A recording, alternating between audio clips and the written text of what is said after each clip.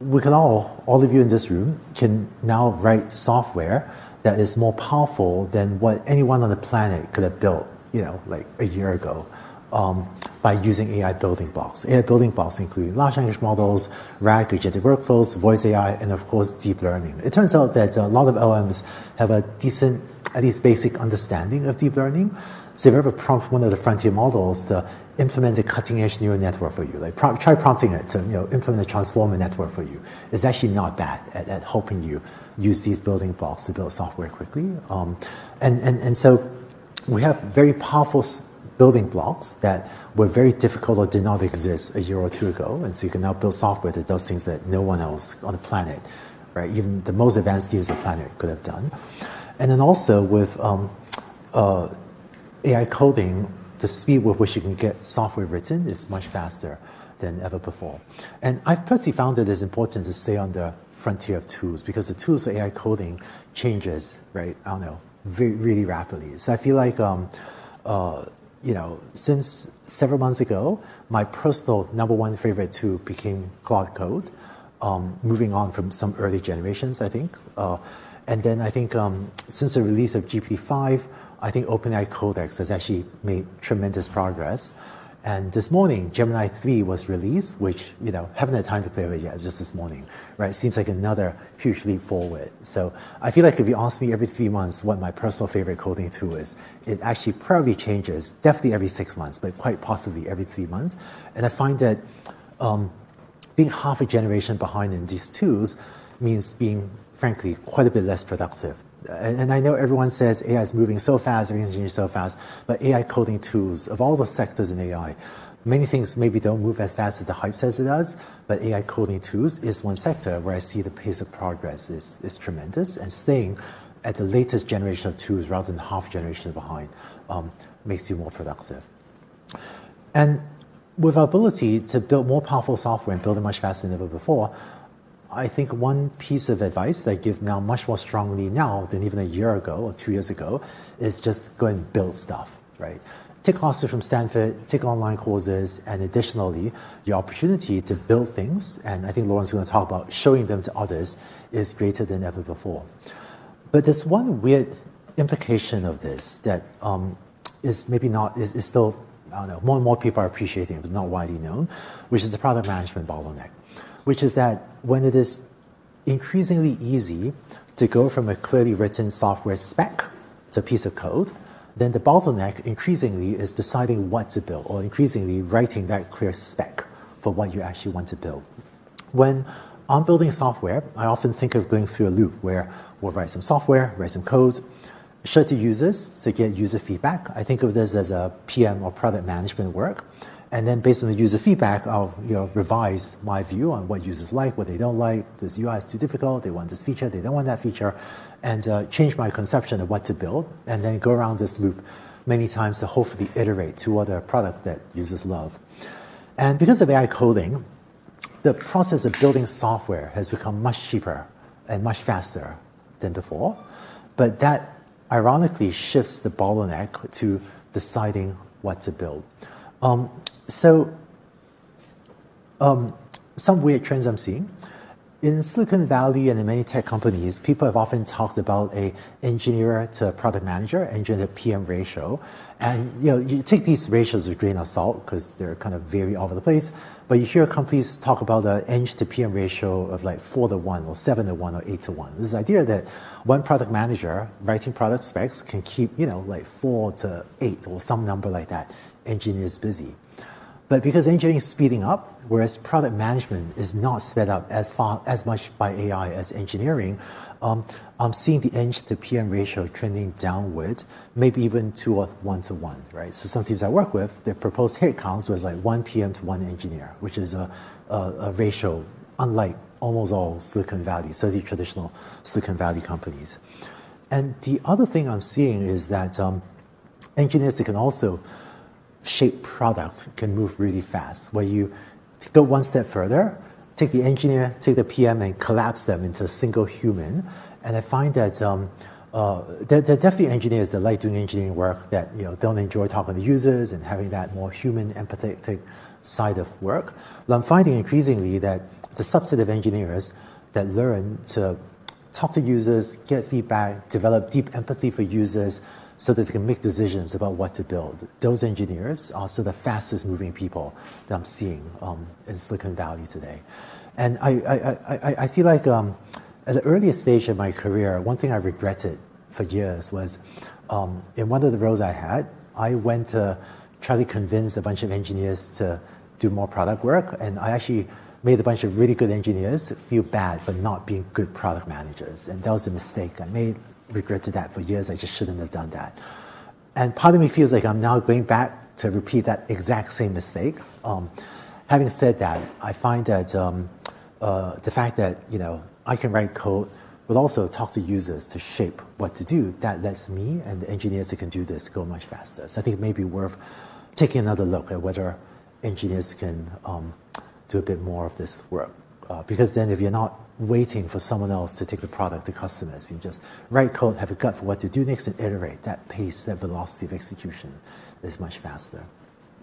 And then, before I hand it over to Lawrence, just one last thing I want to share, which is in terms of navigating your career, I think one of the most strong predictors for your speed of learning and for your level of success is the people you surround yourself with. I think we're all social creatures. We all learn from people around us, and it turns out that there are studies in sociology that show that if your 5 closest friends are smokers, the odds of you being a smoker is pretty much higher. Please don't smoke. Right? Well, just an example. I don't know of any studies showing that if your 5 or 10 closest friends are really hardworking, determined people, learning quickly, trying to make the world a better place of AI, that you are more likely to do that too. But it's one of those things that I think is almost certainly true. So all of us are inspired by the people around us, and we're able to find a good group of people to work with. That helps drive you forward. In fact, here at Stanford, I feel very fortunate, right? The fantastic student body, fantastic group of faculty. And then the other thing that I think we're fortunate to have at Stanford is our connective tissue. So, candidly, a lot of the people working at a lot of the cutting edge AI labs, the frontier labs, they were former students of a lot of different Stanford faculty. And so that rich connective tissue, candidly means that at Stanford, we often find out about a lot of stuff that's not widely known because of the relationships, the friendships, and when some company does something, one of my friends in the faculty will call up someone in the company and say, hey, that's weird, does this really work? And then so that rich connective tissue means that we're all, just as we try to pull our friends forward, our friends also pull us forward with the knowledge and the connective tissue and this know-how of bleeding edge AI, which unfortunately is not all published on the internet at this moment in time. So I think while you're at Stanford, make those friends, form that rich connective tissue. And there have been a lot of times that, just for myself, where frankly, I was thinking of going in some technical direction, I'd have 1 or 2 phone calls with someone, right, really close to research, either a Stanford researcher or someone in the frontier lab. They would share something with me, right, that I didn't know before, and that changes the way I choose the technical architecture of a project. So I find that group of friends you surround yourself with, those little pieces of information, try this, don't do that. That's just hype. Ignore the PR. Don't actually try that thing. Those things make a big difference in your ability to steer the direction of your projects. So while you're at Stanford, take advantage of that. This connective tissue that Stanford has is actually really unique. There are lots of great universities in the world, but at this moment in time, I don't think there's any I don't want to sound like I'm doing PR for Stanford now, but I really think there's no university in the world that is as privileged as Stanford at this moment in time in terms of the richness of the connective tissue to all of the leading AI groups. But to me, that's also that we're lucky here to have a wonderful community of people to work with and learn from. And for you too, if you apply for jobs, the thing that is much more important for your career success would be if you go to a company, it'll be the people you work with day to day, right? So here's one story that I've told in previous classes and I repeat, which is there's a Stanford student that I knew, this was many years ago, that I knew, and they did really good work at Stanford. I thought they were a high flyer. And they applied for a job at the company, and they got a job offer from one of the companies with a hot AI brand. This company refused to tell him which team he would join. They said, oh, come sign up for a job. There's a rotation system, matching system, blah, blah, blah. Sign up the dotted line first. Then, we'll figure out what's a good project for you. Partly because, it was a good company, right? His parents are proud of him for getting a job in this company. The student joined this company hoping to work on an exciting AI project. And after he signed on the dotted line, he was assigned to work on the backend Java payment processing system of the company. Nothing against anyone that wants to do Java backend payment processing systems. I think they're great. But this was an AI student that did not get matched to an AI project. And so for about a year, he was really frustrated, and he actually left this company after about a year. The unfortunate thing is I told this story in CS230 some years back. And then after I was already telling the story in this class, a couple years later, another student in CS230 went through the same experience with the same company, not Java backend payment processing, but a different project. And I think this effect of trying to figure out who you'll be actually working with day to day and making sure you're surrounded by people that inspire you and work on exciting projects, I think that's important. And if you're completely candid, if a company refuses to tell you what team you'll be assigned to, that does raise a question in my mind, right, of whether or not, what will happen. And I think that instead of working for the company with the hottest brand, sometimes if you find a really good team with really, hardworking, knowledgeable, smart people trying to do good with AI, but the company logo just isn't as hot, I think that often means you actually learn faster and progress your career better. Because it is, after all, we don't learn from the, excitement of the company logo when you walk through the door. You learn from the people you deal with day to day. So I just urge you to use that as a huge criteria for your selection process for what you decide to do, right? I think but I think number one on my advice is it's become much easier than ever before to build powerful software faster. And what that means is do be responsible, don't build software that hurts others, and at the same time, there are so many things that each of you can build. And what I find is the number of ideas out in the world is much greater than the number of people with the skill to build them. So I know that finding jobs has gotten tougher for fresh college grads. At the same time, a lot of teams, we just can't find enough skilled people, right? And so there are a lot of projects in the world that if you don't build it, I think no one else will build it either. So you don't need to, so long as you don't harm others, to be responsible. There are a lot of things that you don't need to wait for permission. You don't need to wait for someone else to do it first and then you do it. The cost of a failure is much lower than before because you waste a weekend but learn something. That seems fine to me. So I think so long as you're being responsible, going for it, trying things out, and building lots of things would be the number one most important thing I think would help your careers. I think I'm going to say one last thing that is considered not politically correct in some circles, but I'll just say it anyway, which is in some circles it has become considered not politically correct to encourage others to work hard. I'm going to encourage you to work hard. Now, I think the reason some people don't like that is because there are some people that are in a phase of life where they're not in a position to work hard. So right after my children were born, I was not working hard, for a short period of time, right? And there are people, because of an injury, disability, whatever, very valid reasons, they're not in a position to work hard at that moment in time. And we should respect them, support them, make sure they're well taken care of, even though they're not working hard. Having said that, all of my, say PhD students that became very successful, I saw every single one of them work incredibly hard. I mean, they're 2 a.m. sitting up hyperparameter tuning, been there, done that, right? Still doing it some days. And if you are fortunate enough to be in a position in life where you can work really hard, there are so many opportunities to do things right now. If you get excited, as I do, spending evenings and weekends coding and building stuff and getting user feedback, if you lean in and do those things, it will increase your odds of being really successful. So, I don't know, maybe I get into some trouble with some people encouraging to work hard, but I find that the truth is people that work hard get a lot more done. We should also respect people that don't and people that aren't in a position to do so. But, between watching some dumb TV show versus finding your agentic coder on a weekend to try something, I'm going to choose the latter almost every time, right? unless I want to show my kids. Sometimes I do that. But you mean? But just, besides, I hope you do that. All right, so those are the main things I want to say. What I want to do is hand the stage over to my good friend Lawrence Moroney, who share a lot more about career advice on AI. Maybe just a quick intro. Known Lawrence for a long time. Done a lot of online education work, sometimes with me and my teams. Taught a lot of people TensorFlow, taught a lot of people PyTorch. He was lead AI advocate at Google for many years. Now runs the group at Arm.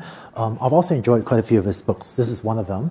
He recently also published a new book on PyTorch. This is an excellent book, Introduction to PyTorch, and is a very sought after speakers in many circles. So I was very grateful when he agreed to come speak to us. So. Pleasure's all mine. I just want to reinforce something that Andrew was talking about earlier on about choosing the people that you work with being very important. But I also want to show that, like, from the other way around, that the company, when they're interviewing you, are also choosing you. And the good companies really want to choose the people that they work with also. And I've been doing a lot of mentoring of young people particularly over the last 18 months, who are hunting for careers for themselves. And I want to tell the story of one young man. And this guy, very well educated, great experience, super lead coder. He could do every challenge that was in front of him, and he got laid off from his job in April. He worked in medical software, and the medical software business has been changing drastically. Funding has been cut by the federal government in a number of areas, and he got laid off from his job. And with his experience, with his ability, with his skills, all of these kind of things, he thought that it would be very easy for him to find another job. And the poor young guy had a really terrible April. Like, he got laid off from his job in April. Immediately before that, his girlfriend had broken up with him, and then a couple of weeks later, his dog died. So he was not in a good place. And so I sat down with him after a couple of months and took a look, and he had a spreadsheet of jobs that he was applying to, and he had over 300 jobs that he was tracking in this spreadsheet. And in a number of these jobs, he actually got into the interview process. And he went very deep in the interview process with companies like Meta, who else? Not Google. It was Meta, there was Microsoft, there was one of the other large tech companies where you do like lots and lots of interview loops. And every time, towards the end of the loop, he knew he did a great loop, he solved all the coding, he had great conversations with the people, or at least he thought he had. And then every time, within a day, the recruiter would call him and say, no, you didn't get the job. And it was heartbreaking. And like I said, 300 plus jobs he had been tracking. So I started working with him to kind of do some mock interviews and to do some fine tuning. It was Jeff Bezos' company, not Amazon. That was one of the other big tech company that he'd interviewed with. And I started like working through him and doing some test interviews and all this kind of thing with him. And terrific candidate. Couldn't figure out what was going wrong. Until I decided to try and do a different sort of interview where I gave him a really tough interview. I gave him some tough lead code. I gave him some really obscure corner cases in his coding, and I saw how he reacted. And how he reacted was the advice that was given to him in the recruiting pamphlets. And a lot of these recruiting pamphlets will say things like, you're going to have an opportunity to share an opinion, and you've got to stand your ground. You've got to have a backbone. Don't bend. His interpretation of that was to be really, really tough. Right? So I would pick corners I would pick holes in his code, I'd pick corner cases where things may not work, and I would give him a test of crisis. And this advice that he'd been given to stand his ground ended up making him kind of hostile in these interview environments. And I was looking at this then from the point of view of what Andrew was just talking about, where it's a case of, hey, good people, good teams, people that you can work together with. And from the interviewer perspective, if I'm managing this team, this person is that cliched 10x engineer, but I don't want him anywhere near my team because of this attitude. We worked on that, we fine-tuned it, and the strange part is, he's a really, really nice guy. It's just this was the advice he was given. And he followed that advice, and he failed so many interviews as a result. So when I gave him the next job that he was interviewing at was at a company where teamwork is very, very highly valued. And the good news is he got the job at that company. He's now working there. He doubled his salary from the job he was laid off from. And he ended up having now he looks back on it, he had 6 months of fun employment. But at the time when he was going through all of that, it was a very, very difficult time for him. So the flip side of it, like if you're looking at a company and looking at the people you'll be working with is very, very important. But also realize they are looking at you in the same way. And so if you've gone to tech interview coaching and they gave you that advice to stand your ground and have a backbone, it's good to do that, but don't be a jerk while you're doing so. Can you see my slides? Okay. So I'm Lawrence. I've been working in tech for more decades than ChatGPT thinks there are R's in strawberry.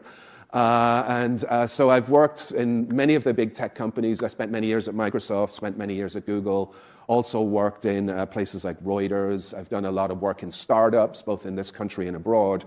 So what I really want to talk about today is like to think about what does the career landscape look like today, particularly in AI. Because, first of all, what Andrew said about you're in Stanford, you've got the ability to make use of the networks that you have in Stanford, make use of the prestige that you have. And I say use every weapon you have, because unfortunately the landscape right now is not ideal.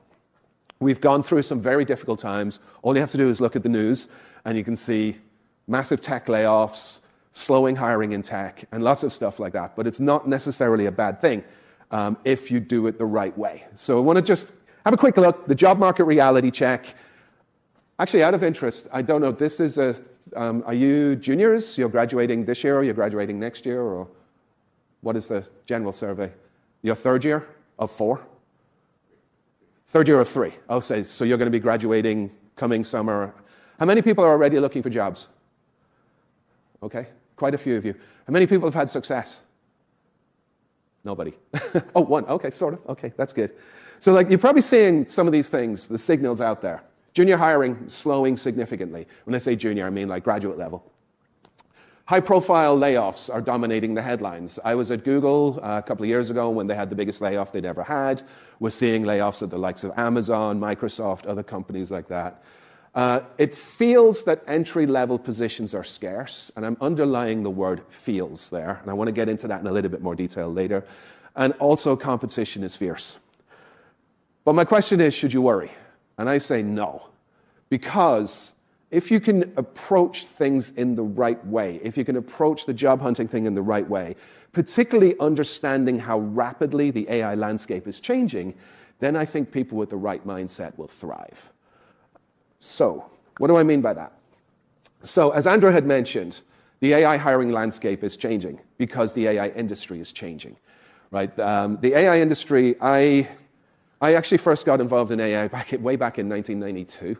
I worked in it for a little while, just before the AI winter. Everything failed drastically, but I got bitten by the AI bug. And then in 2015, when Google were launching TensorFlow, I got pulled right back into it, became part of the whole AI boom, launching TensorFlow, advocating TensorFlow to millions of people, and seeing the changes that happened.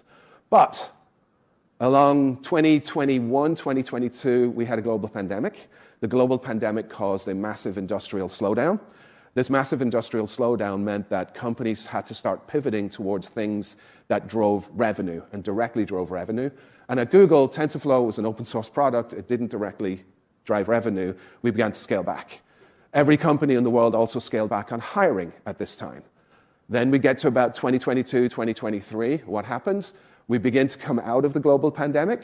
We begin to realize all industries have this massive logjam of non-hiring that they had done or hiring that they hadn't done. And we're also entering a time where AI was exploding on the scene thanks to the work of people like Andrew. The world was pivoting and changing to be AI first in just about everything, and every company needed to hire like crazy. Every company then hiring like crazy in 2022, 2023 meant that most companies ended up over-hiring. And what that generally meant was people who were not qualified for higher positions usually got higher positions because you had to enter into a bidding war just to be able to get talent. You ended up having talent grabs, and you ended up having stories like the one Andrew told, where it's a case of, here's a person with AI talent, let's grab them, let's throw money at them, let's have them come work for us, and then we'll figure out what we want to do. So as a result, 2022, 2023, all of this massive overhiring happened because of AI and because of the COVID logjam. And then 2024, 2025 is the great wake-up, right, where a lot of companies realize this overhiring that they had done, they have ended up with a lot of people who are underqualified for the job that they were doing. A lot of people ended up getting hired just because they had AI on their resume, and there's a big adjustment going on. And in the light of this big adjustment, Sherry, just one second. In the light of this big adjustment, oh, you're not seeing my slides? Okay. And in the light of this big adjustment, there we go. I think it's because my power, I'm not plugged into power mains. And in the light of this big adjustment, then what has happened is now a lot of companies are much more cautious about AI skills that they're hiring. And if you're coming into that with that mindset and understanding that, realize opportunity is still there, and opportunity is there massively if you approach it strategically. So what I want to talk through today is how you can do exactly that.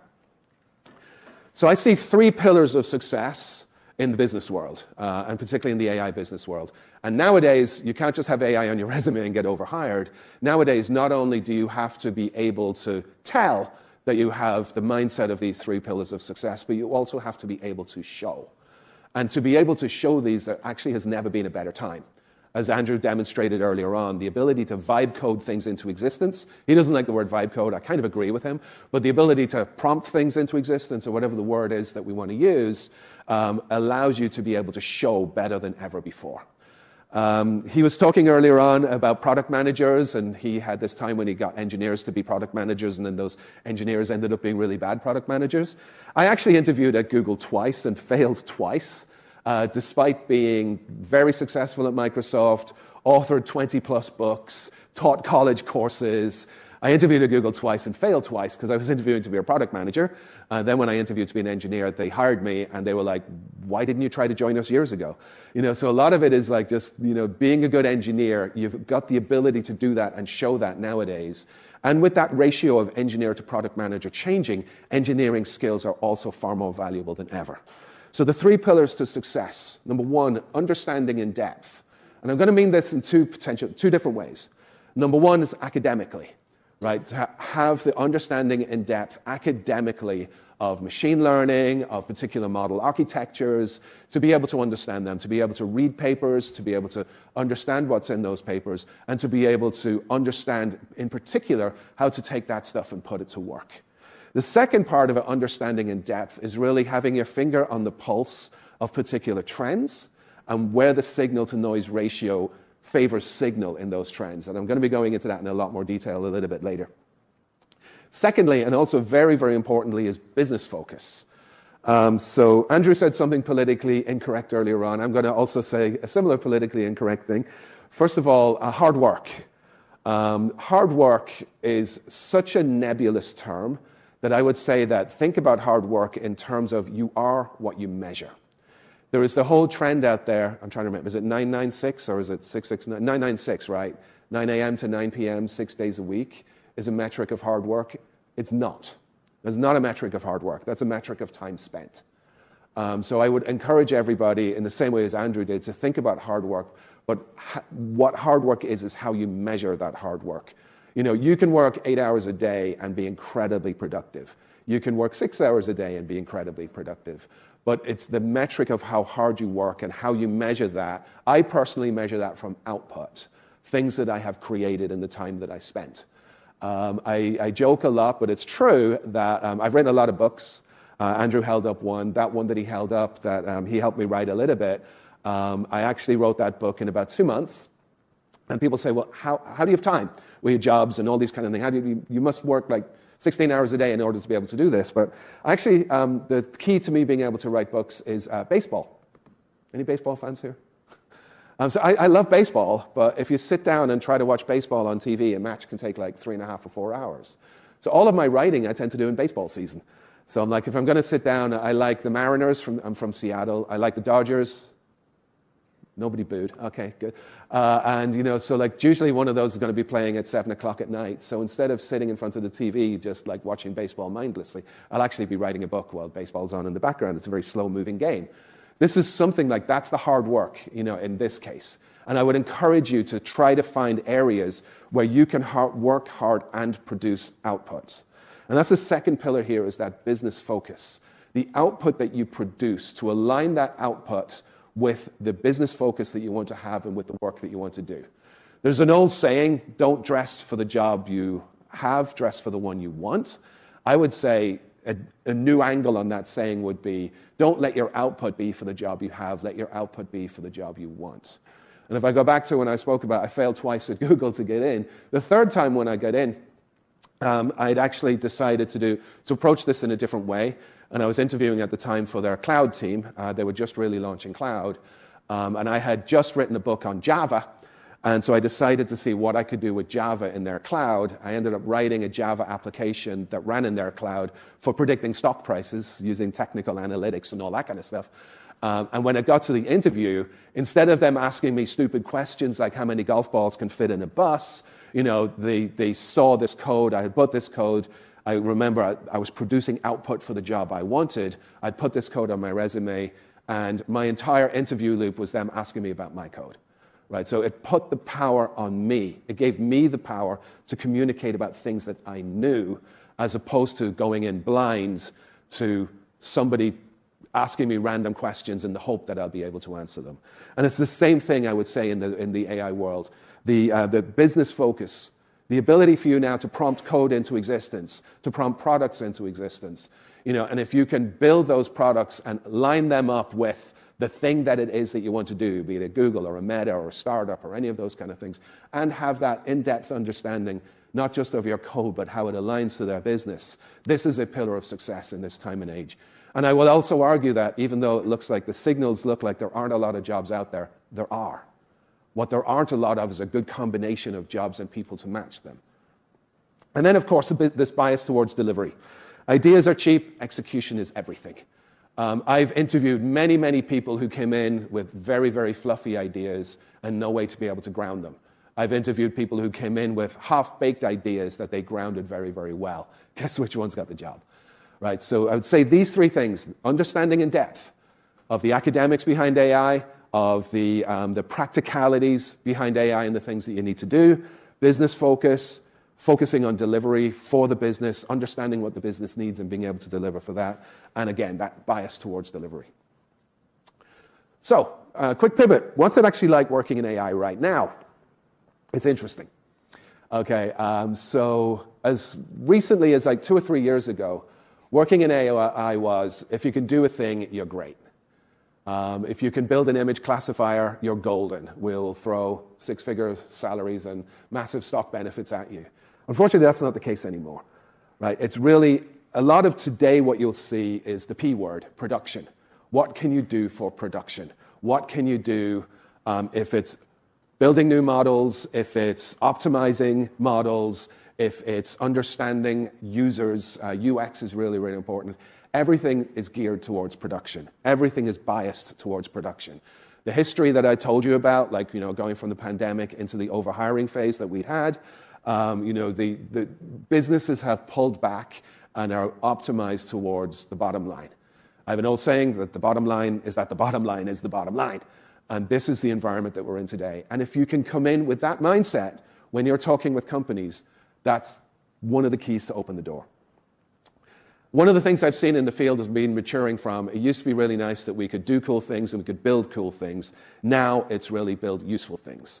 Those useful things can be cool too, by the way, and the results of them can be cool, and the changes that we see that come about as a result of delivering them can be cool.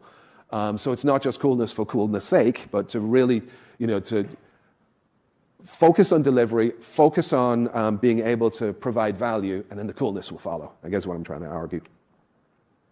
So 4 realities. Number 1, unfortunately nowadays, business focus is non-negotiable.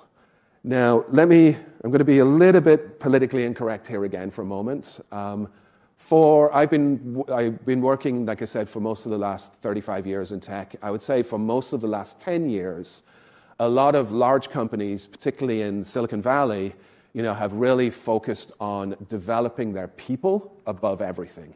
Part of developing their people was bringing their entire self to work. Part of bringing their entire self to work was bringing the things that they care about outside of work. And that led to a lot of activism within companies. Now, please let me underline this. There is nothing wrong with activism. There is nothing wrong with wanting to support causes, wanting to support causes of justice. There is absolutely nothing wrong with that. But the over-indexing on that has, in my experience, has led to a lot of companies getting trapped by having to support activism above business. You've probably seen an example about 2 years ago of where activists in Google broke into the Google Cloud head's office because they were protesting a country that Google Cloud were doing business with. They broke into his office, they had a sit-in in his office, and they used the bathroom all over his desk and stuff like that. This is where activism got out of hand, and as a result, the unfortunate truth is the good signals in that activism are now being lost because of those actions. People are being laid off, people are losing jobs, activism is being stifled, and business focus has become non-negotiable. There's a bit of a pendulum swing going on, and the pendulum that had swung too far towards allowing people to bring their full selves to work is now swinging back in the other direction. We might blame the person in the White House and all that for these kind of things, but it's not solely that. It is that ongoing pendulum there. And I think it's an important part of it is that you have to realize going into companies now that business focus is absolutely non-negotiable. Secondly, risk mitigation is part of the job. And I think a very important part of any job, particularly with AI. I think if you can come into AI with a focus and a mindset around understanding the risks of transforming a particular business process to be an AI-oriented one, and to help mitigate those risks, I think is really, really powerful. And I would argue in an interview environment, that's the number one skill to have that mindset around you are doing a business transformation from heuristic computing to intelligent computing. Here's the risks, here's how you mitigate those risks, and here's the mindset behind that. The third part is responsibility is evolving. Now, responsibility in AI has, again, changed from a very fluffy definition of, let's make sure that the AI works for everybody, to a definition of let's make sure that the AI works, let's make sure that it drives the business, and then let's make sure that it works for everybody. Often that has been inverted over the last few years, and that has led to some famous documented disasters. Let me share one with you.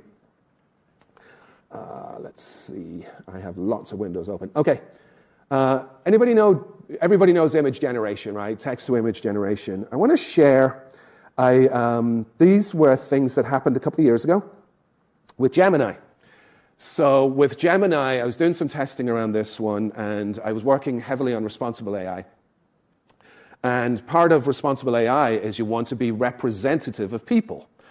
And when you're building something, like if you're at Google and you're indexing information, you really want to make sure that you don't reinforce negative biases. And if you're generating images, it's very easy to reinforce negative biases. So for example, if I said, give me an image of a doctor, right? If the training set primarily has men as doctors, it's more likely to give a man. If I say, give me an image of a nurse, if the training set more likely to have women as nurses, it's more likely to give me an image of a woman. But that's reinforcing a negative stereotype. So I wanted to do a test of how Google were trying to overcome that, given that these negative biases are already in the training set. So I said, okay, here's a prompt where I said, give me a young Asian woman in a cornfield wearing a summer dress and a straw hat looking intently at her iPhone. And it gave me these beautiful images. It did a really nice job. Okay, and I said, this is a virtual actress I've been working with. I'll share that in a moment. And I say, okay, what if I ask for an Indian one? So I said, okay, whoops, a young Indian woman, same prompt. And it gave me beautiful images of a young Indian woman. Then I was like, okay, what if I want her to be black?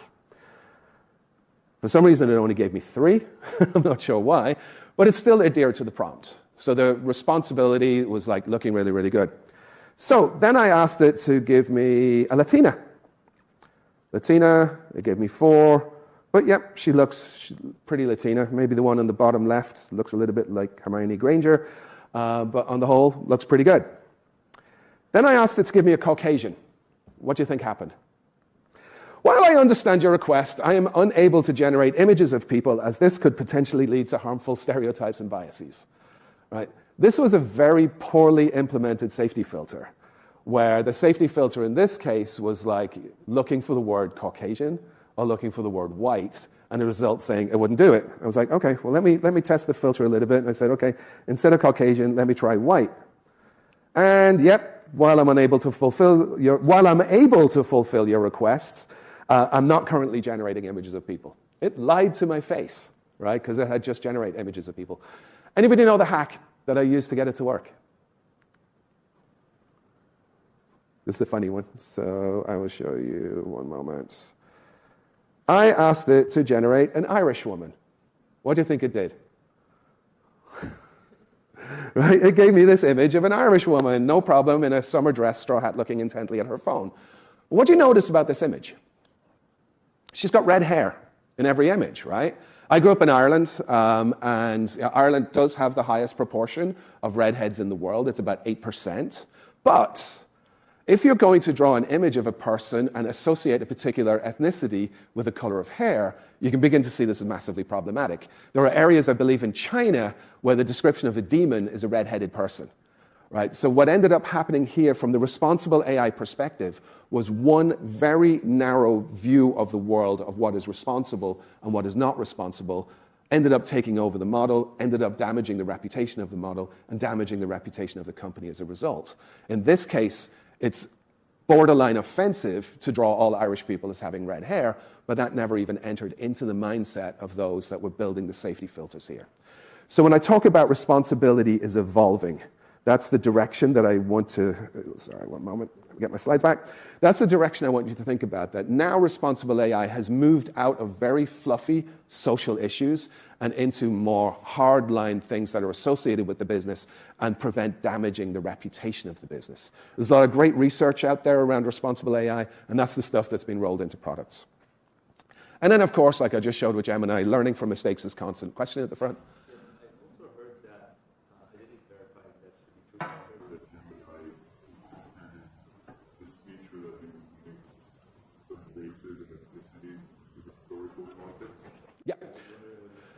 Yeah, so the question was, like, you know, issues where races and things were mixed in historical context was the same problem. So, for example, if you had a prompt that said, draw me a samurai, right, the idea was like they didn't want to have, the engine that changed the prompt to make sure that it was fair would end up saying, give me a mixture of samurai of diverse backgrounds. Right, and then you'd have male and female samurai of different races and those kind of things. And it was the same prompting that ended up causing the damage that I just demonstrated. So the idea was to intercept your prompts to make sure that the output of the model would end up providing something that was more fair when it comes to diverse representation. So it was a very naive solution that ended up being rolled in. That was a few years ago. They've massively improved it since then. But that's what I'm talking about. If you're working in the AI space nowadays, that's how responsibility is evolving. You can't just get away with that stuff anymore, right? That Gemini lesson was that Gemini example is a good lesson from that. And the mindset of you will make mistakes, so learning from mistakes is a constant ongoing thing. And going back to the people point that Andrew made earlier on, the people around you will make mistakes too. So to have the ability to give them grace when they make mistakes and to work through those mistakes and move on is really, really important and is a reality of AI at work. I've spoken a lot about the business focus advantage, so I'm going to skip over this. So now let's talk about vibe coding. So let's talk about the whole idea of generating code. Now the meme is out there that it makes engineers less useful by the fact that somebody can just prompt code into existence. There is no smoke without fire, of course. But I would say don't let that meme get you down, because that's when you start peeling into these things, that is ultimately not the truth. The more skilled you are as an engineer, the better you become using this type of vibe. Somebody give me another phrase other than vibe coding. Using this kind of prompted coding. And I always like to think about this and to try and put you and put people that I speak with into the role of being a trusted advisor for the people that you speak with. So whether you're interviewing with somebody, get yourself into the mindset of being a trusted advisor of the company that you're interviewing for. Whether you're consulting or whatever those kind of things are. So when you want to get into the idea of being a trusted advisor, then you really need to understand the implications of generated code. And nobody can understand the implications of generated code better than an engineer. And the metric that I always like to use around that is technical debt. Quick question. Are you familiar with the phrase technical debt? Nobody. Okay. Andrew and I were doing a conference in New York on Friday, and I used the phrase, and I saw a lot of blank faces. So I didn't realize that people didn't understand what technical debt is. So let me just take a moment to explain that, because I find it's an excellent framework to help you understand the power of vibe coding. Think about debt the way you normally would, right? Buying a house. You buy a house, like say you borrow $500,000 to buy a house. In a 30-year mortgage, when you're buying that house, that $500,000 with all the interest that you pay is about double. So you end up paying back the bank about $1 million on $500,000 owned. So you have 30 years of home ownership at a cost of $1 million in debt. That is probably a good debt to take on, because the value of the house will increase over that time, you're not paying rent over that time, and that $1 million that you're spending on this house over those 30 years is a good debt to take on, because you're getting greater than $1 million worth of value out of it. A bad debt would be an impulse purchase on a high-interest credit card. You know, those pair of shoes, those latest ones, I really want to buy them. It's $200. By the time I've paid them off, it's $500. You're not getting $500 worth of benefit out of those shoes. Approaching software development with the same mindset is the right way to go. Every time you build something, you take on debt. It doesn't matter how good it is. There's always going to be bugs. There's always going to be support. There's always going to be new requirements coming in from people. There's always going to be needs to market it. There's always going to be needs for feedback. All of these things are debt. Every time you do a thing. The only way to avoid debt is to do nothing. So your mindset should then get into, when you are creating a thing, whether you're coding it yourself or whether you're vibe coding it or any of these things, that you are increasing your amount of technical debt. Those things that you need to pay off over time. So the question then becomes, as you vibe code a thing into existence, in the same way as buying a thing, is it worth the technical debt that you're taking on? What does technical debt generally look like? Bugs that you need to fix, people that you need to convince, to help you maintain the code, documentation that you need to do, features that you need to add, all of these kind of things. You're all very familiar with them. Think about those as that extra work that you need to do beyond your current work. That's the debt that you're taking on. There are soft debt and there are hard debt. So to me, that would be the number one piece of advice that I give, and it's the one that I give every time I work with companies around vibe coding. And a lot of companies that I speak with, a lot of companies that I consult with, I do a lot of work with startups in particular. They just want to get straight into opening Gemini or GPT or Anthropic and start churning code out. Let's get to a prototype phase very quickly. Let's go to investors. Let's do stuff. It's great. It can be, but debt is always going to be there. How do you manage your debt? A good financier manages their debt and they become rich. A good coder manages their technical debt and they become rich also. So how do you get the good technical debt? How do you get the mortgage instead of the high credit card debt? Well, number one is your objectives. What are they? Are they clear? And have you met them? Right? You knew what you needed to build. You didn't just fire up ChatGPT and start spinning code out. At least I hope you didn't. Right? Think about how you build it. AI is there to help you build it faster. I'm kind of working on my own little startup at the moment in the movie making space, and I've been using code generation almost completely for that. But what I've ended up doing for my clear objectives met box here is that I've started building this application, I've tested it, I've thrown it away. I started again, tested it, thrown it away. Each time, my requirements have been improving in my mind. I understand how to do the thing a little bit better, and I can show some of the output of it in a few minutes. But the idea there is that it's always about having those clear objectives and meeting them. And then if you're building out the thing and you're not meeting those objectives, that's still a learning, and there's no harm in throwing it away. Because code is cheap now in the age of generated code. Finished code, engineered code is not cheap. So get those objectives, make them clear, build it, hit a specific requirement, and move on. Is there business value delivered is the other part of it. I've seen people vibe coding for hours on things like Replit to build a really, really cool website, and then the answer was, so what? How's this helping the business? How's this really driving something? It's really cool. Yes, Mr. VP, I know you've never written a line of code in your life, and it's really cool that you built a website now, but so what? So think about that and focus on that, and that's how you avoid the bad technical debt. And then, of course, the most understated part of this, and in some ways the most important, particularly if you're working in an organization, is human understanding. Right? The worst technical debt that you can take on is delivering code that nobody understands. Right? Only you understand that, and then you quit and get a better job, and then the company is now dependent on that code.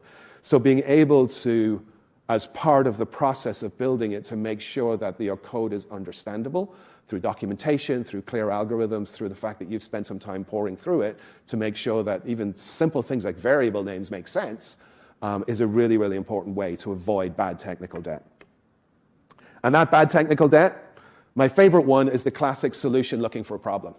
right? Somebody has an idea, somebody has a tool. If the only tool you have is a hammer, every problem looks like a nail. And you end up having all of these tools that get vibe coded into existence. I've worked in large organizations where people just vibe coded stuff, checked it into the code base, and then it became really hard to find the good stuff amongst all the bad. Spaghetti code, of course, poorly structured stuff, particularly when you prompt and prompt and prompt and prompt again. That it can end up getting into all kinds of trouble. My favorite one at the moment that I'm really struggling with is I'm building a Mac OS application. Anybody ever build in Swift UI on Mac OS? Okay, a couple. Swift UI is the default language that Apple use for building for Mac OS, as well as iPhone. But when you look at the training set, the data training sets that are used to train these models, the vast majority of the code is iPhone code, not Mac OS code. And when I prompt code into existence, it's often giving me iOS APIs and those kind of things. Even though I'm in Xcode and I've created a Mac OS app and it's a Mac OS template and I'm talking to it in Xcode, it still gives me iOS code, stuff like that. And then if I try to change it using prompting, you end up spiraling into like spaghetti code, and you have to end up changing a lot of this stuff manually. And then, of course, the other one that I joked about it earlier, but it's also true, is some of the bad technical debt that you're going to encounter in the workspace is authority over merit. That VP suddenly took out his credit card, subscribed to Replit, and started building stuff in Replit, and guess whose problem it is to fix it? So a lot of the advice that I start giving companies and a lot of the words that I would encourage you to start thinking of in being a trusted advisor is to understand this stuff and to manage expectations accordingly. Okay, so framework for responsible vibe coding, we've just spoke about. So one of the things I want to get into is, we're coming soon to a close, is the hype cycle. So hype is the most amazing force. I mean, I think it's one of the strongest forces in the universe, and particularly in anything that's hot, such as the two fields that I work in that are super hot at the moment and full of hype are AI and crypto. You should see my Twitter feed. That the amount of nonsense that's out there is incredible. So one of the things that I would say about the anatomy of hype that you really need to think about is if you are consuming news via social media, that the currency of social media is engagement. Accuracy is not the currency of social media. So I go on to even LinkedIn, which is supposed to be the more professional of these, is absolutely overwhelmed with influencers posting things that they've used Gemini or GPT to write an engaging post so that they can get engagement and they can get likes, and the engine itself is engineered, if you excuse the pun, to reward those types of posts, and we end up with that snowball effect of engagement being rewarded. If you are the kind of person who can filter the signal from the noise, and then who can encourage others around the signal and not the noise, that puts you in a huge advantage. That makes you very distinctive.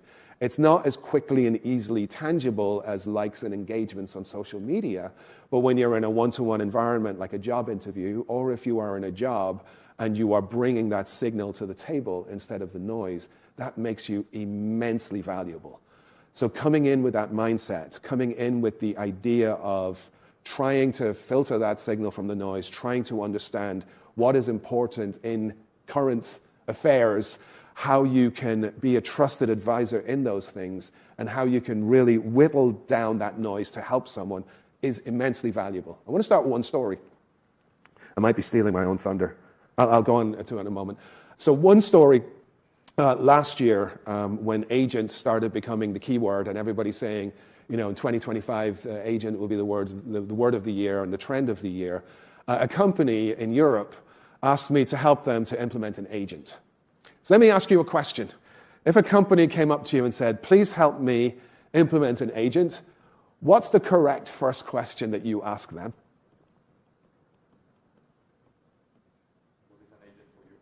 Okay, that's good. What is an agent for you? I'd actually have a more fundamental question. Yep. What do you want to do? Okay, even more fundamental. My question was, why? Why? And it's like, peel that apart. Like, I spoke with the CEO, and he was like, everybody's telling me that I'm going to save business costs, and, I'm going to be able to do these amazing things. And yeah, my business is going to get better because I have agents. And I'm like, well, who told you that? You know, it was like, oh yeah, I read this thing on LinkedIn and I saw this thing on Twitter. And, and we ended up having that conversation, and it was a difficult conversation because I had to keep peeling apart. And I started asking the questions that you two just mentioned as well, until we really got to the essence of what he wanted to do. And what he really wanted to do, when we take all domain knowledge about AI aside, was that he wanted to make his salespeople more efficient. And I was like, okay, you want to make your salespeople more efficient. Nowhere in that sentence do I hear the word AI, and nowhere in that sentence do I hear the word agent. So now, as a trusted advisor, let me see what I can do to help your salespeople become more efficient. And I'm not going to be an AI shill or an agent shill.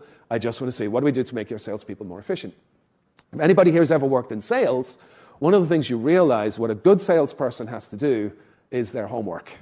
Right? You know, before you have a sales call with somebody, before you have a sales meeting with somebody, you need to check their background, you need to check the company, you need to check the needs of the company. You know, you see it sometimes in the movie that like, oh, such and such plays golf, so I'll take them to play golf. It's not really that cliched, but there is a lot of background that needs to be done. So I spoke with him and I spoke with their leading salespeople and found out that, you know, and I asked the salespeople, what do you hate most about your job? And they were like, well, I hate the fact that I have to waste all my time going to visit these company websites, going to look up people on LinkedIn, and every website is structured differently, right? So I can't like, you know, just like have a path through a website that I can follow. I have to take on all this cognitive load. And they were spending about 80% of their time researching and about 20% of their time selling. Oh, and by the way, most salespeople don't get paid very much. They have to make it up by commission. So they're only spending 20% of their time doing the thing that gets them commission directly. So we're like, okay, well, here's something now where we can start thinking about making them more efficient by cutting into that. So we set a goal as like to make salespeople 20% more efficient. And then we could start rolling out the ideas of AI, and then we could start rolling out the ideas of agentic AI. And a quick question, what's the difference between AI and agentic AI?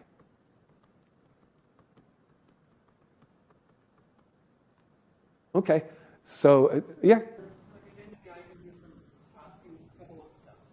Okay. Yep, excellent. Yeah, so agentic AI is really about breaking it down into steps, which is good engineering to begin with, right? But in agentic AI in particular, I find there's a set pattern of steps that if you follow them, you end up with the whole idea of an agent. The first of these steps is to understand intent. You know, we tend to use the words AI, artificial intelligence, a lot, but what large language models are really, really good at is also understanding. So if the first step of anything that you want to do is to understand intent, right? And you can use an LLM to do that, to kind of think about, this is the task that I need to do, this is how I'm going to do it, here's the intent. You know, I want to meet Bob Smith and sell widgets to Bob Smith, and this is like what I know about Bob Smith, help me with that intent. The second part then is planning, right? So you declare to an agent what tools are available to it, browsing the web, searching the web, all of these kind of things. And once you understand your clear intent, to be able to go to the step of planning and using those tools for planning, and an LLM is very, very good at then breaking that down into the steps that it needs to do to execute a plan. Search the web with these keywords, browse this website and find these links, those types of things. Once it's then figured out that plan, then it uses the tools to get to a result. And then once it has the result, the fourth and final step is to reflect on that result. And looking at the result and going back to the intent, did we meet the intent? Yes or no. If we didn't, then go back to that loop. All agent is really broken down into those things. And if you think about breaking any problem down into those 4 steps, that's when you start building an agent. And that was part of being a trusted advisor. Instead of coming in and waving hands and saying, agent this, agent that, look at this toolkit, save 20%, you know, it's really to break it down into those steps. So we did. We broke it down into those steps. We built a pilot for the salespeople of this company, and they ended up saving between 10 and 15% of their time, of their wasted time. The doctrine of unintended consequences hit, though, after this, and the unintended consequence was the salespeople were much happier because the average salesperson was making, you know, several percentage points more sales in a given week. They were earning more money in a given week, and their job just became a little bit less miserable. And then refinement to that agentic process to be able to do all of that research for them and to help give them a brief in a few minutes instead of a few hours to help them with the sales process ended up being like a win-win-win all around. But if you go in being hype-led and like, oh, build an agent for the thing without really peeling apart the business requirements, the why, the what, the how, and all of these kind of things, we ended up like, this company just would have been lost in hype. You've probably seen reports recently, I think McKinsey put one out last week, showing that about 85% of AI projects at companies fail. And part of the main reason for that is that they're not well scoped, people are jumping on the hype bandwagon, and they're not really understanding their way through the problem. And I think, the big brains in this room and the network that you folks have, a really key component of being able to succeed is to understand your way through that problem. So that was a hype example around agentic that I was thankfully able to help this company through. Other recent hype examples, you've probably seen the software engineering is dead. My personal favorite, Hollywood is dead, or AGI by year end. I was in Saudi Arabia this time last year at a thing called the FII, and it was a dinner at the FII, and I sat beside the CEO of a company who I'm not going to name, but this was a CEO of a generative AI company, and at that time he was showing everybody around the table this thing that he'd done where it was text to video, and he could put in a text prompt and get video out of the prompt and get about 6 seconds worth of video out of it. A year ago, that was, I beg your pardon, 2 years ago. 2 years ago, that was hot stuff. Nowadays, obviously, it's quite passé. Anybody can do it. But he made a comment at that table, and it was a lot of media executives at that table. It was like, by this time next year, from a single prompt, we'll be able to do 90 minutes of video. And so bye-bye Hollywood. So the whole Hollywood is dead meme, I think, came out of that. First of all, we can't do 90 minutes even 2 years later from a prompt. And even if you did, what kind of prompt would be able to tell you a full story of a movie, right? So this type of hype leads to engagement. This type of hype leads to attention. But my encouragement to you is to peel that apart. Look for the signal. Ask the why question. Ask the what question, and move on from there. So, becoming that trusted advisor. World's drowning in hype. How do you do it? Look at the trends, evaluate them objectively. Look at the genuine opportunities that are out there. There are fashionable distractions. I don't know what the next one is going to be, but there are these distractions that are out there that will get you lots of engagement on social media. Ignore them. And ignore the people that are leaning into them. And then really lean into your skills about explaining technical reality to leadership. One skill that one person coached me in once that I thought was really interesting, because it sounded wrong, but it ended up being right, was whenever you see something like this, try to figure out how to make it as mundane as possible. When you can figure out how to make it as mundane as possible, then you really begin to build the grounding for being able to explain it in detail in ways that people need to understand, right? Like if you go and you look at, I think Gemini 3 was released today, but there were leaks earlier this week, and one person kind of leaked that I built a Minecraft clone in a prompt, that kind of stuff. This is the opposite of mundane, right? This was like massively hyping the thing, massively showing, and of course they didn't. They built a flashy demo. They didn't really build a Minecraft clone. But the idea here is if you can peel that apart to like, okay, how do I think about what are the mundane things that are happening here? The one that I've been working with a lot recently is video. So text to video prompts, as I've mentioned, instead of the magical, you can do whatever you want, all nice and fluffy, Hollywood is dead, what is the mundane element of doing text to video? The mundane element of doing text to video is that when you train a model to create video from a text prompt, what it is doing is it's creating a number of successive frames, and each of those successive frames is going to be slightly different from the frame before. And you've trained a model by looking at video to say, well, if in frame 1 the person's hand's like this, in frame 2 it's like that, then you can predict it moves this way if there's a matching prompt. And suddenly it's become a little bit more mundane, but suddenly they begin to understand it. And then the people who are experts in that specific field, not the technical side of it, are now the ones that will actually be able to come up and do brilliant things with it. So that hype navigation strategy, filter actively, go deep on the fundamentals, get your slides to work, and then, of course, keep your finger on the pulse. The hardest part of that, I think, is the third one, is really keeping your finger on the pulse. And that's when you have to wade into those cesspits of people like just farming engagement and really try to figure out the signal from the noise there. But I think it's really important for you to be able to do that, to be connected, to understand that. Reading papers is all very good. The signal-to-noise ratio, I think, in reading papers is a lot better. But to understand the landscape that the people that you are advising, they are the ones who are wading in the cesspools of Twitter and X and LinkedIn. And there's nothing wrong with those platforms in and of themselves, but the stuff that's posted on those platforms. So, overall landscape, it is ripe with opportunity. absolutely ripe with opportunity. So I would encourage you, as Andrew did, to continue learning, to continue digging into what you can do, and to continue building. But there are risks ahead, right? You know, anybody remember the movie Titanic? Remember the famous phrase in that? Iceberg, right ahead! You know, but immediately before that, there's a scene in Titanic. If we weren't being filmed, I would show it, but I can't, for copyright reasons, where the two guys up in the crow's nests are kind of like freezing and talking. And like the crow's nest at the top of the ship is where the spotters would be to spot any icebergs in front. And go back and watch the movie again. You'll see the conversation between these two guys is that all they're talking about is how cold they are. And then it cuts away to the crew of the ship who are like, wait, aren't they supposed to have binoculars? You know, and then the crew is like, oh, we left the binoculars behind in port. That framing the whole idea was like they were so arrogant in being able to move forward that they didn't want to look out for any particular risks. And even though they had people whose job it was to look out for risks, they didn't properly equip or train them. And that, to me, is a really good metaphor for where the AI industry is today. There are risks in front of us. Those risks, the B word, the bubble word, you're probably reading in the news, are there. To me, though, the opportunity and the things to think about in terms of a bubble are, most of you probably don't remember the dot-com bubble of the 2000s.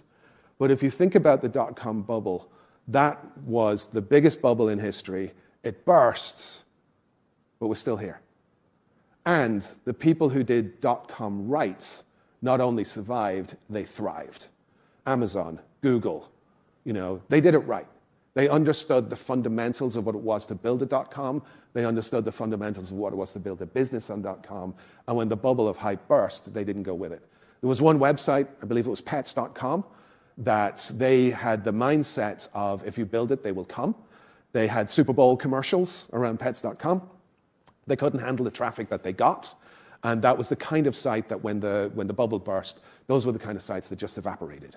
So that bubble in AI is likely coming. There is always a bubble. So the companies that are doing AI right are the ones, like I said, that won't just avoid the bubble, but they will actually thrive post-bubble. And the people who are doing AI right, the folks in this room who are thinking about AI and how you bring it to your company and the advice that you're giving to your company and leaning into that in the right way will also be the ones who not only avoid getting laid off in the bubble crashes, but will be the ones who will thrive through and after the bubble. So anatomy of any bubble, and what I'm seeing in the AI one in particular, is this kind of pyramid. At the top is the hype that I've been talking about. At the bottom is massive VC investment. I'll be frank, I'm already seeing that drying up.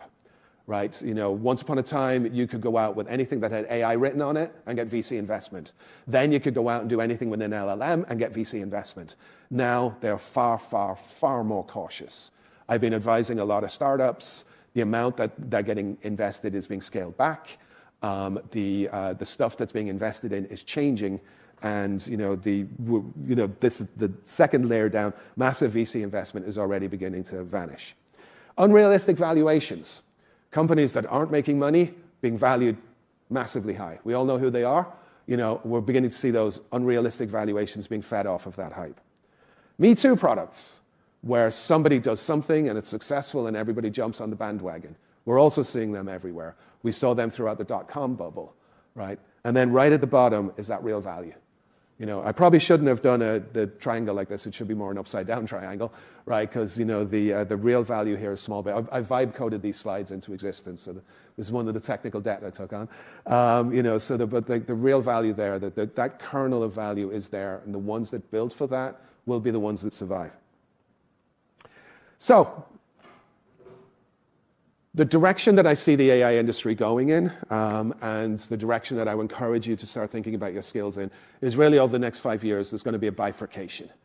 Okay, I'm just going to be ornery in how I describe them as big and small. Right, big AI will be what we see today with the large language models getting bigger in the desire to drive towards AGI.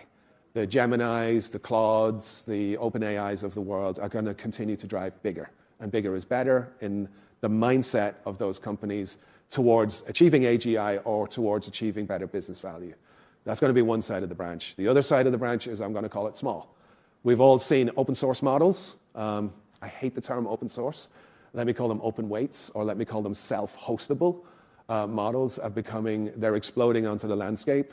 I read an article recently about Y Combinator that 80% of the companies in Y Combinator were using small models from China in particular. So the Chinese models in particular are doing really well, probably because of the overall landscape. They are not leaning into the large models the same way as the West is. I see that bifurcation happening. China, I think, has that head start on the small models. That may last, it may not. I don't know. But the point is, we're heading in that particular direction of, I'm going to call them, instead of big and small now, models that are hosted on your behalf by somebody else, like a GPT or a Gemini or a Claude, or models that you can host yourself for your own needs. As this side right now is underserved, this bubble may burst. This one right now is underserved, and this bubble will be later on. And the major skills that I can see developers needing over the next 2 to 3 years on this side of the fence will be fine-tuning. So the ability to take an open source model and fine-tune it for particular downstream tasks. Let me give one concrete example of that I've personally experienced. I work a lot in Hollywood, and I've worked a lot with studios making movies. And one studio in particular, I was lucky enough to sell a movie to. It's still in pre-production. It'll probably be in pre-production forever. But one of the things I learned as part of that process was IP in studios is so protected. It's not even funny. Go and Google for James Cameron, who created Avatar, and the lawsuits that he's involved in of this person who apparently sent him a story many years ago about blue aliens and is now suing him for billions of dollars because obviously there were blue aliens in Avatar. The level of IP protection in Hollywood is insane. The opportunity with large language models is equally insane. A lot of the focus is on large language models for creation, for storytelling, for rendering and all that. But actually the major opportunity that they have is actually for analysis. To take a look at synopses of movies and find out what works and what doesn't. Why was this movie a hit and this one wasn't? What time of year was this one released and it became successful and this one wasn't? And with the margin on movies being razor thin, that kind of analysis is huge. But in order to do that kind of analysis, you need to share the details of your movie with a large language model. And they will absolutely not do that with a GPT or a Gemini or whatever, because they're now sharing their IP with a third party. Enter small models, where they can self-host their own small model, and they are getting smarter and smarter. The 7B model of today is as smart as the 50B model of yesterday. You know, a year from now, the 7B model of a year from now will be as smart as the 300B model of yesteryear. So they're moving in that direction of building using small self-hosted models, which they can then fine-tune on downstream tasks.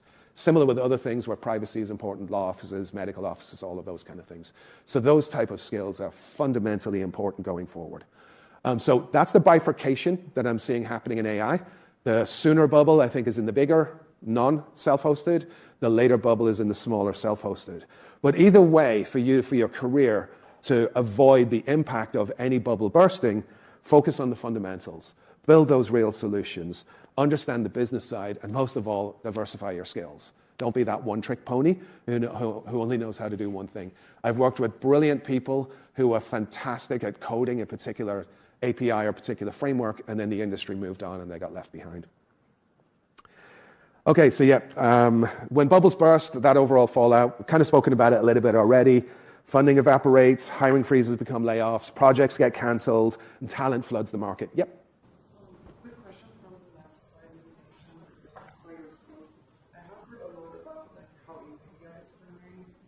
They're very specific about, they want people who are very specific, a problem that they have. So they need to require people to be basically put on that work and listen. So how do you think, how is it more important to diversify skills versus actually focusing on, for example, LLMs versus computer vision or versus very specific downstream tasks? Right. So, I mean, I think, so the question was around NVIDIA in particular are hiring for a very specific, very narrow scenario. So then the question is, how important is it for you to become an expert in a narrow scenario versus diversifying your skills? I would always argue it's still better to diversify your skills because that one narrow scenario is only that one narrow scenario, and you're putting all your eggs into one basket. NVIDIA would be a fantastic company to work for, nothing against them in any way. But if you put all of your eggs into that basket and you don't get it, then what? right? So I think the idea of really being able to, if you are passionate about a thing, to be very deep in that thing is very, very good. But to only be able to do that thing, I think, I would always encourage to be diversified. And when I say diversified, like you were saying LLMs or computer vision or anything like that, I think that's one part of it, but it's like that knowledge of models and how to use them, to me, is a uni skill. The diversification of skills is breaking outside of that. Also to be able to think, okay, what about building applications on top of these? What does scaling an application look like? What does software engineering in this case look like? What about user experience and user experience skills? Because it's all very well to build a beautiful application, but if nobody can use it, I'm looking at you, Microsoft Office, there's stuff like that you just, that's what I really mean about diversifying beyond. So even in that like mono example with NVIDIA, to be able to break out of like that one particular example, but to show skills in other areas that are of value, I think is really important. Okay, as we're just running a little bit, so yeah, just wanted to, I've kind of gone into it a little bit already, but I'm a massive advocate for small AI. I really do believe small AI is the next big thing, because we're moving into a world, and this is part of the job that I do at ARM, is we're kind of moving into a world of like AI everywhere all at once. So there's a traditional, and it's interesting you just brought up NVIDIA, because there's a traditional conception that compute platforms are CPU plus GPU when it comes to AI, but that's also changing, right? CPU general purpose, GPU specialists.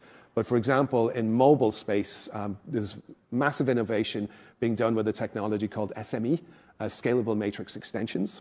And what SME is all about is really allowing you to bring AI workloads and put them on the CPU. The front runners in this are a couple of Chinese phone vendors, Vivo and Oppo, who've just recently released phones with SME-enabled chips. And what's magical about these is that A, they don't need to have a separate external chip drawing extra power, taking up extra footprint space just to be able to run AI workloads. And B, the CPU, of course, being a low power pulling thing, being able to run AI workloads on that, they've been able to build interesting new scenarios. And if I talk about one in particular, there's a company called Alipay. And Alipay had an application where you would, and we've all seen these apps, where you can go through your photographs and you can search for a particular thing, places I ate sushi or something along those lines, and use that to create a slideshow. All of those require a back-end service. So your photographs are hosted on Google Photos or Apple Photos or something like that. And that back-end service runs the model that you can search against it and be able to do the assembly of them. What Alipay wanted to do was say, there are 3 problems with this. Problem number 1, privacy. You have to share your photos with a third party. Problem number 2, latency. You got to upload those photos, you got to send the thing, you got to have the back end do the thing, and then you got to download the results from the thing. And then number 3 is building that cloud service and standing that up costs time and money. So if they could move all of this onto the device itself, now the idea was they could run a model on the device that searches the photos on the device. You don't have the latency. And business perspective, they're now saving the money on creating this stand-up service. They now have AI running on the CPU in order to be able to do that. Apple are also people who've invested heavily in the scalable matrix extensions. You see whenever they talk about, if you've ever watched a WWDC or anything like that, when they talk about the new A-series chips and M-series chips, about the neural cores and those kind of things in them, that's part of the idea. So to think about breaking that habit that we've gotten into where you need a GPU to be able to do AI is part of the trend that the world is heading in. Apple are probably one of the leaders in that. I'm very, very bullish on Apple and Apple Intelligence as a result, and from the AI perspective. And seeing that trend and following that vector to its logical conclusion, where as models are getting smaller, embedded intelligence getting everywhere isn't a pipe dream, it isn't sci-fi anymore. It's going to be a reality that we'll be seeing very, very shortly. So that idea of that convergence of AI, because of the ability of smaller models getting smarter and lower powered devices being able to run them, we see that convergence hitting, and I see massive opportunity there. So one last part, and just going back to agents for a moment, I think, the one thing that I always say is like a hidden part of artificial intelligence is really what I like to call artificial understanding. And when you can start using models to understand things on your behalf, and when they understand them on your behalf, to be able to craft from that understanding new things, you can actually develop superpowers where you're far more effective than ever before, be that creating code or creating other things. And I'm going to give one quick demo just so we can wrap up. And I was talking earlier about generating video.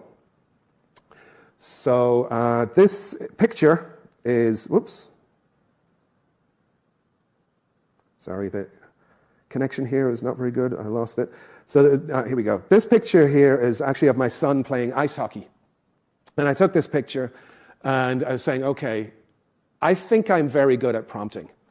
And I wrote a nice prompt for this picture to get him. He's in the middle of taking a slap shot. He's got some beautiful flex on his stick. And I asked it, like, okay, to prompt, like, you know, him scoring a goal. What do you think happened? Shall we watch? Let's see if it works.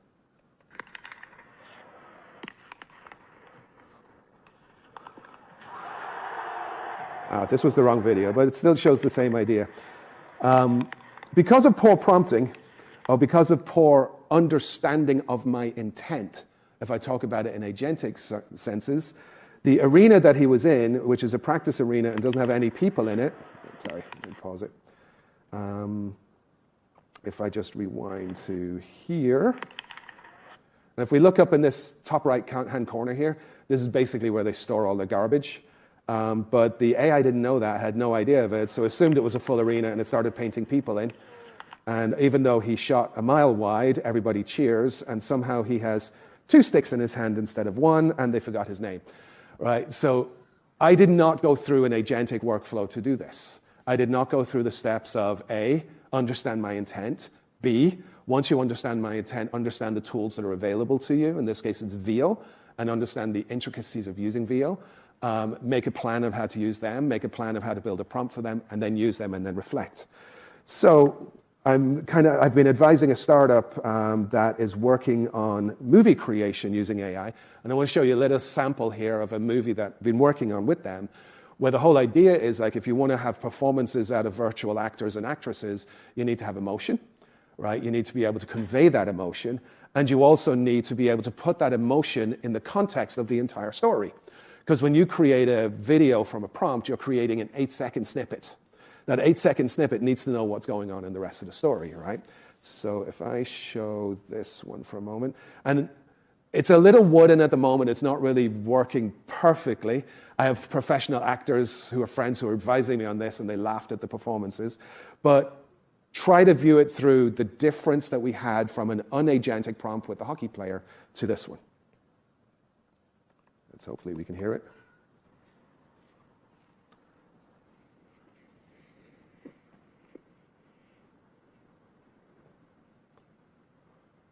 I guess I can do the pub quiz after all. They just shut me down. I'm so close. But they wouldn't listen. They never listen. So, like, here's the idea of, like, again, just thinking in terms of agentic, as I was saying earlier on, breaking it into those steps. That allowed me to use exactly the same engine as I was showing you earlier on that failed, to be able to show something that works and is able to do things like portraying emotion that I just spoke about. So I know we're a little bit over time, so sorry about that. I can take any questions if anybody has any. I see Andrew is here as well. He's at the back. And I just really want to say thank you so much for your attention. I really appreciate it.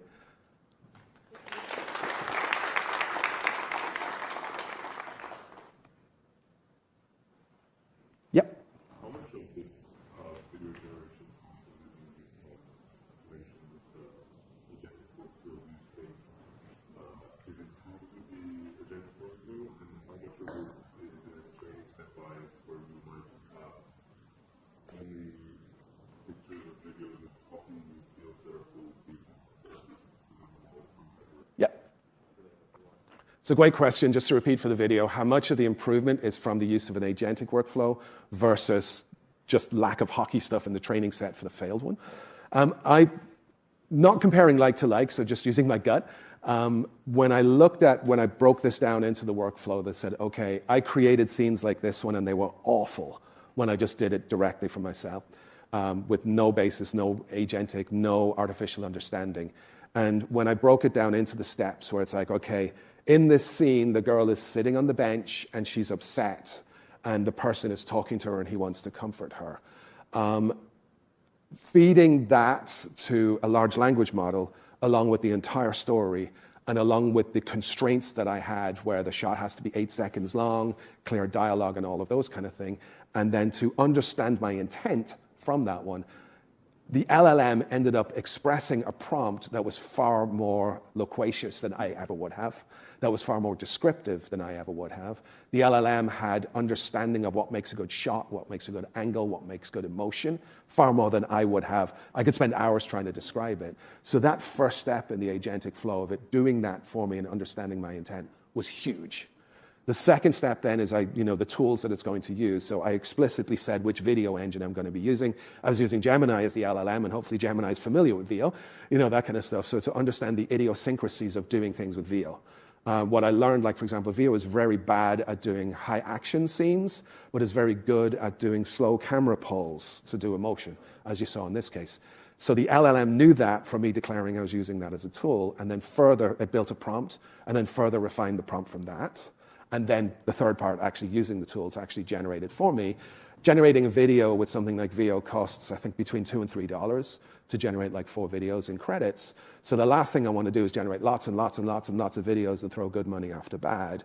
But all of that token spend that I did earlier on to understand my intent and then to make the plan for using the agent was saved in the back end where it got it right, maybe not get it right first time, but it would very rarely take more than 2 or 3 tries to get something that was really, really nice. So I think, without comparing like with like, I do think that plan of action and going through a workflow like that worked very, very well. Any other questions, thoughts, comments? Yep, up at the back.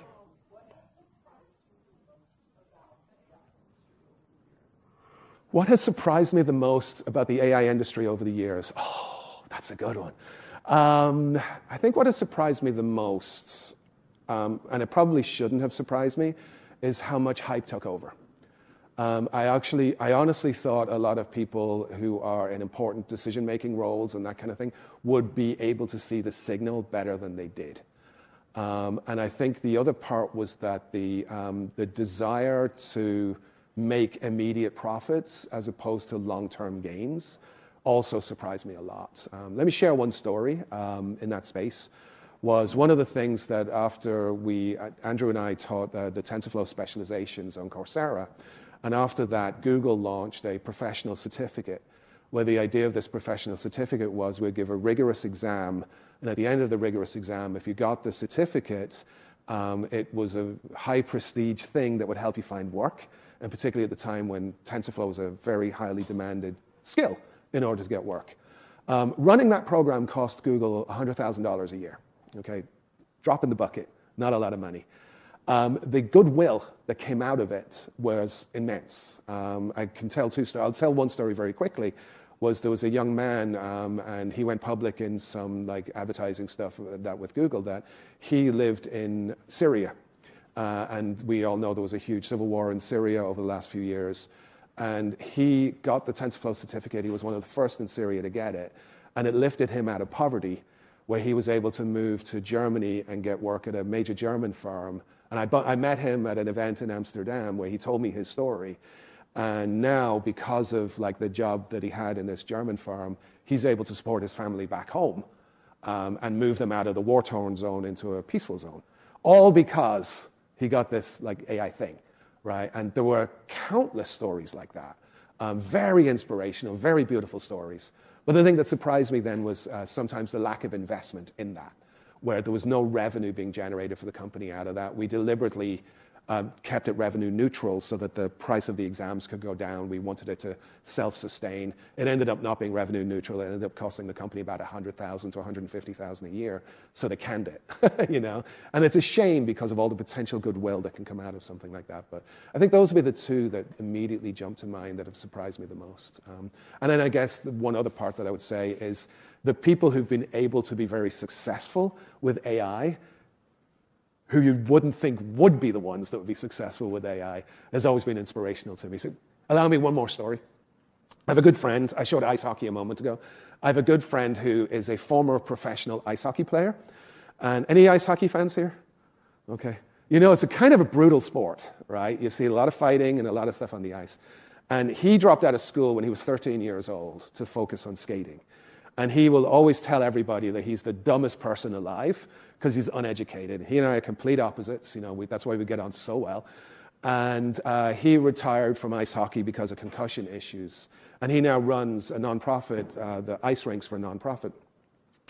And about 3 years ago, we were having a beer, and he was like, so tell me about AI and tell me about this ChatGPT thing. Is it any good? And I was like, just sharing the whole thing. Yes, it's good and all that kind of stuff. And it was obviously a loaded question, and I didn't know why. But part of his job at his nonprofit is that every quarter he has to present to the board of directors the results of the operations so that they can be funded properly. Because even though they're a nonprofit, they still need money to operate. And he was spending upwards of $150,000 a year to bring in consultants to kind of pull the data from all of the different sources they were pulling data from. There's like machines in what's called the pump room that has a compressor that cools the ice, and there were spreadsheets and there was accounts and all this kind of stuff. And he was not tech savvy in any way, but he needed to process all this data. So he did an experiment where he got ChatGPT to do it. And this was the loaded question, asking me, was it any good? And so we talked through it a little bit, and then he told me why. And so I took a look at the results, because he was uploading spreadsheets, he was uploading PDFs and all this kind of thing, and getting it to assemble a report. And it takes him now about 2 hours to do the report himself with ChatGPT, and it worked brilliantly. And that $150,000 a year that he's saving on consulting is now going to underprivileged kids, right, for hockey equipment, for ice skating equipment, for lessons and all of that kind of thing. So it was taken out of the hands of an expensive consulting company and put into the hands of people. Because of this guy, and he says he's the dumbest person alive, but I hope he's not watching this video. And he's like, and I told him afterwards that, congratulations, you're now a developer, right? And he didn't like that, but, but it's like surprises like that the superpowers that were handed to somebody like him, that he's not technical in any way, but he was able to effectively build a solution that saved his nonprofit $100,000 to $150,000 a year. And things like that are always surprising me in a very pleasant way. Yep. Sorry, I'll get to you next. Sorry. Yeah. I think for engineers like us, it's easier to navigate because we can kind of understand what the signal is from. We can read research paper. But other people doesn't have this knowledge from humanities. How do you say navigate this type of thing? Yep, so just to repeat the question for the video, for engineers like us, sometimes it's easy to navigate the hype, to see the signal from the noise, but what about people who don't have the same training as us? I think that's our opportunity to be trusted advisors for them and to really help them through that, to understand it. I think the biggest part in the hype story right now is just understanding the reward mechanism, right? Everything rewards engagement rather than actual substance. And to me, step one is seeing through that. Like the story I just told about my friend, he'd seen all this kind of stuff, but he wasn't willing to bet his career on it, but he needed that kind of advice around it, and to kind of start peeling apart what he had done and what he did right and what he did wrong. And, so that positioning ourselves to be trusted advisors by not leaning into the same mistakes that the untrained people may be leaning into, I think is the key to that. And just understanding that the average person is generally very intelligent, even if they may not be experts in a specific domain, and to key in on that intelligence and help them to foster and to grow that in, and navigate them through the parts where they'll have difficulty and let them shine in what they're very, very good at. All right. Over here, there was one. I have a question more for AI and machine learning for scientific research. Okay. Which is something that is very popular. Can I take your perspective on where you think that is a good idea and where you might say maybe wrong? So AI and machine learning for scientific research, where is it a good idea and where should you be cautious? My initial gut check would be, I think it's always a good idea, right? I think, there's no harm in using the tools that you have available to you, but to always to just double check your results and double check your expectations against the grounded reality. I've always been a fan of using automation in research as much as possible. My undergraduate was physics many, many years ago, and I was actually very successful in the lab because I usually automated things through a computer that other people did handwriting and pen and paper with, so I could move quickly. So I know I'm biased in that regard, but I'd say for most research, for the most part, I think, use the most powerful tools you have available, but check your expectations. Little story actually on that side was trivia question: poorest country in Western Europe. Anybody know? What's that? Western Europe. Is Wales. So I actually did my undergraduate in Wales, and I went back to do some lectures in the university there. And I met with a researcher there, and he was doing research into brain cancer using computer imagery and using various types of computer imagery. And I asked him, well, what's the biggest problem that you have? What's the biggest blocker for your research? And this is about 8 years ago. And his answer was access to a GPU. And because like for him to be able to train his models and run his models, he needed to be able to access a GPU. And the department that he was in had one GPU between 10 researchers, which meant that everybody got it for half a day, right, Monday through Friday, and his half a day was Tuesday afternoon. So in his case, he would spend the entire time that wasn't Tuesday afternoon preparing everything for his model run or his model training or everything like that. And then Tuesday afternoon, once he had access to the GPU, then he would do the training, right? And then he would hope that in that time that he would train his model and he would get the results that he wanted. Otherwise, he'd have to wait a week, to get access to the GPU again. And then I showed him Google Colab, right? Anybody ever use Google Colab? Right? And you can have a GPU in the cloud for free with that kind of thing. And the poor guy's brain melted, right? Because I took out my phone and I showed him a notebook running on my phone in Google Colab and training it on that. And it changed everything for him research-wise. Now it was a case of, and this was with free Colab, he had much more than he had with his shared GPU. So I think, for someone like him, machine learning was an important part of his research, but he was so gated on it that the ability to widen access to that ended up like really, really advancing his research. I don't know where it ended up. I don't know what he has done. It has been a few years since then, but that story just came to mind when you asked the question. Any more questions? Feel free to ask me anything. Oh, yeah, at the front here. This is more of a general question because you talked about AI helping with uneven reviews. Would you think AI would be a force of social equality or social inequality? So can AI be a force of social equality or social inequality? I think the answer to that is yes. It can be both, and it can be neither. I think that ultimately the idea is that if, in my opinion, any tool can be used for any means, so the important thing is to educate and inspire people towards using things for the correct means. There's only so much governance can be applied, and sometimes governance can cause more problems than it solves. So I always love to live my life by assuming good intent, but preparing for bad intent. And in the case of AI, I don't think there's any difference there, that everything that I will do and everything that I would advise is assuming good intent, that people will use it for good things, but also to be prepared for it to be misused. The bad examples that I showed earlier on, I think were good intent rather than bad intent. And most mistakes that I see like that are good intent being used mistakenly as opposed to bad intent. But I would say that's the only mantra that the only advice that I can give in that kind of thing is always assume good intent, but prepare for bad intent. The AI itself has no choice, right? It's how people use it. Andrew, did you want closing comments or? This is great. I think we're running up against the schedule of time. Thank you. This is really great. Thanks everyone for all